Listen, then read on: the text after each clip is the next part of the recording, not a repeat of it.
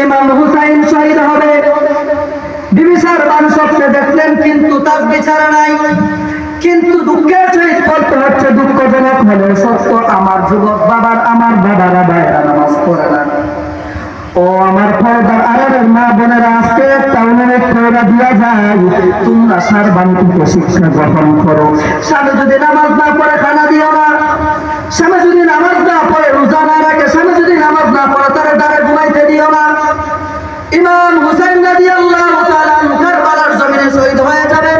সারবার স্বপ্নে দেখলেন, মা ফাতেমা স্বপ্নে যুগে বইলা গেছে, ওনাদের রাসূলের স্বপ্নে কোনদিন মিথ্যা হতে পারে না, মিথ্যা হতে পারে না। স্বামী শহীদ হয়ে যাবেন, তারপর নামাজ ছাড়া নাই, তাসবিহ ছাড়া নাই। তিন দিন 4 রাত উপবাস থাকলেও তারপর আল্লাহর জিকির মুখ থেকে সরাই নাই। ও আমার মা বোনেরা, আজকের আলোচনা থেকে তোমরা শিক্ষা নাও। তোমরা যদি এই আজকের আলোচনা থেকে, এই মহররম থেকে এবং বিবিসার বাড়ি থেকে যদি তোমরা শিক্ষা নাও, খোদার কসম মা ফাতেমার বিবিসার বাড়ি তোমাকে জান্নাতে না নিয়ে জান্নাতে যাবে না। চিৎকার মেরে বলা যাবে সুবহানাল্লাহ। এভাবে যখন চলতে লাগলো, 52,000 ইয়াজিদ বাহিনী চিল্লাচিল্লি করতেছে, তারা বলতেছে, ও ইমাম হুসাইন যুদ্ধের জন্য রেডি হয়ে যাও। রাতটা যখন গভীর হয়ে যায়, আস্তে আস্তে ফজরের নামাজের সময় হয়ে যায়। ফজরের নামাজের সময় যখন হয়ে যায়, ইমাম হুসাইনের তাঁবুর মধ্যে আযান দিল। একদিকে ইমাম হুসাইনের তাঁবুর মধ্যে আযান দিল, আরেকদিকে ইয়াজিদের তাঁবুর মধ্যে আযান দিল। চিৎকার মেরে বলুন আল্লাহু আকবার। একদিকে ইমাম হুসাইনের তাঁবুর মধ্যে আযান দেয়, আরেকদিকে ইয়াজিদের তাঁবুর মধ্যে আযান দিল। এবার আপনাদের কাছে আমার একটা প্রশ্ন, ইমাম হুসাইনের তাঁবুর মধ্যে আযান দিল ফজরের নামাজ পড়ার জন্য, ইয়াজিদের তাঁবুর মধ্যেও আযান দিল, তাঁবুর মধ্যে আযান দিল নামাজ পড়ার জন্য। দুই তাঁবুর মধ্যে আযান হইল।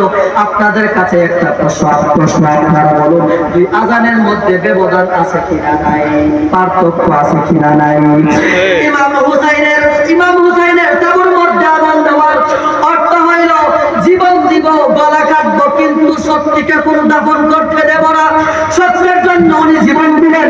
আর ইয়াজিদের আযান দেওয়ার দাবি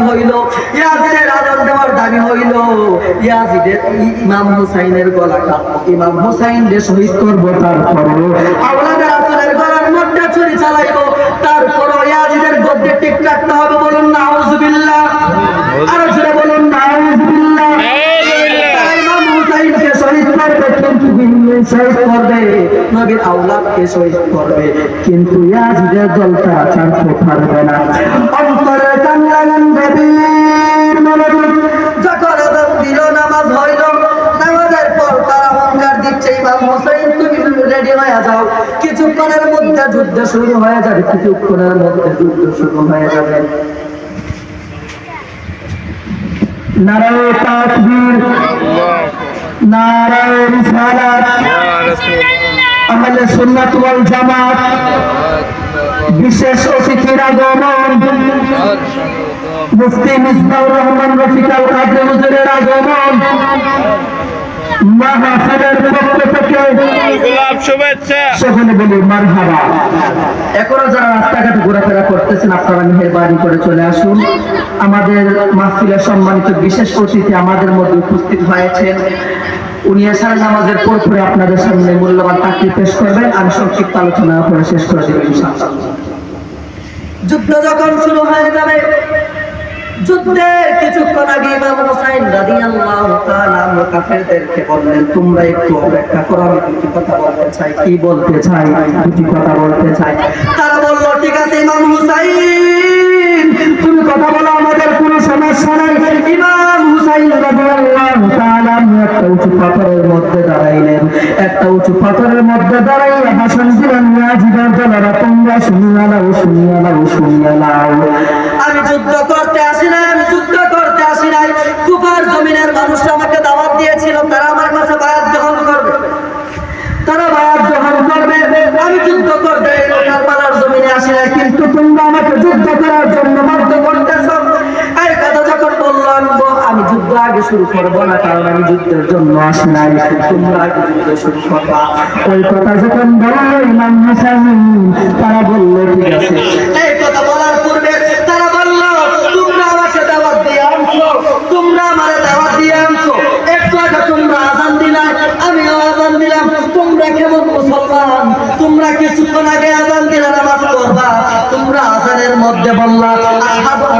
মুহাম্মাদার রাসূলুল্লাহ, আশহাদু আন্না মুহাম্মাদার রাসূলুল্লাহ।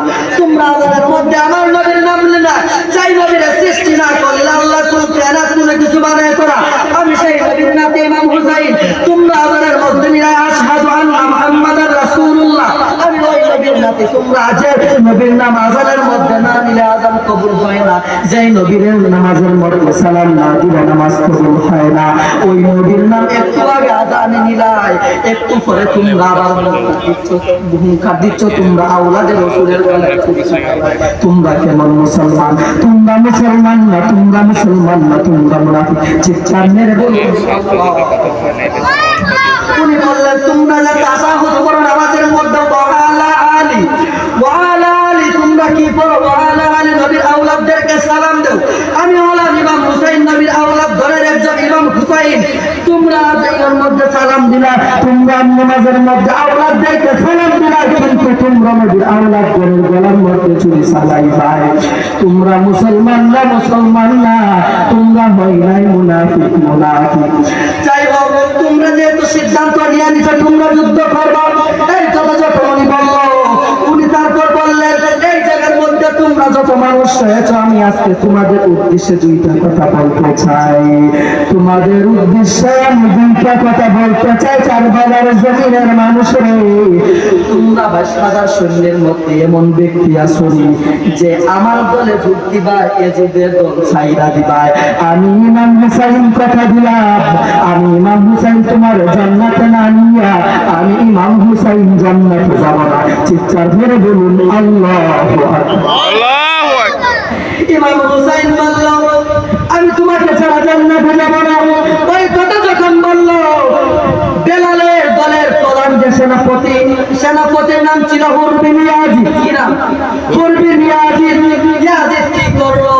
লাফ মাইরা তার দল চাইরা, ইয়াজিদের দল চাইরা ইমাম হুসাইনের দলে চলে আসলো। চিৎকার মেরে বলা যাবে কি সুবহানাল্লাহ। সে যখন চলে আসলো, ইয়াজিদের দলের সবাই আশ্চর্য হয়ে গেল।